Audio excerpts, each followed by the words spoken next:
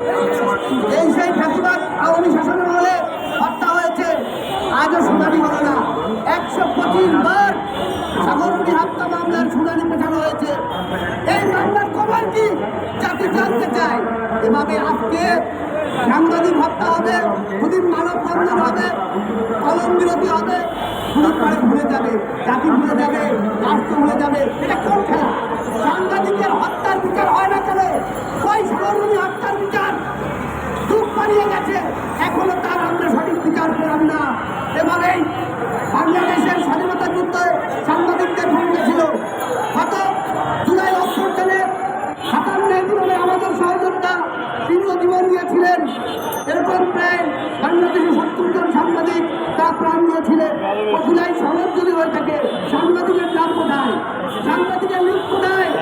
এই যে জুলাই যোদ্ধা হিসেবে যাদেরকে প্রণোদনা দেওয়া হয়েছে পিআইবি থেকে, অনেকে সেই আগের ফ্যাসিস্ট আমলের সাংবাদিক, নির্যাতিত নিপীড়িত সাংবাদিক, তারা সুবিধা পায় না। তারা রাজপথে জীবন দিয়ে অকাতরে জীবন মিলিয়ে দেয়। আমি বাংলাদেশ সর্বদলীয় সাংবাদিক সোসাইটির মহাসচিব হিসেবে আপনাদের কাছে অনুরোধ রাখবো, আপনার আমার অধিকার নিয়ে অনিবিলম্বে রাজপথে আসতে হবে। আমাদের একটা রূপরেখা তৈরি হওয়া উচিত, আমাদের বেতনের রূপরেখা হওয়া উচিত। সাংবাদিকদের এইভাবে বিশেষ আইন করা উচিত। সাংবাদিকদেরকে যদি হত্যা করা হয়, এই সাংবাদিকদেরকে লাঞ্ছিত করা হয়, তার জন্য বিশেষ আইন হওয়া উচিত।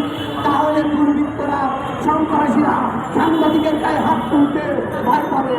তো আপনাদের কাছে অনুরোধ থেকে আমি আমার সংক্ষিপ্ত বক্তব্য এখানে শেষ করছি। জয় হোক সাংবাদিকদের, সাংবাদিক জিন্দাবাদ, মানবাধিকার জিন্দাবাদ। ধন্যবাদ।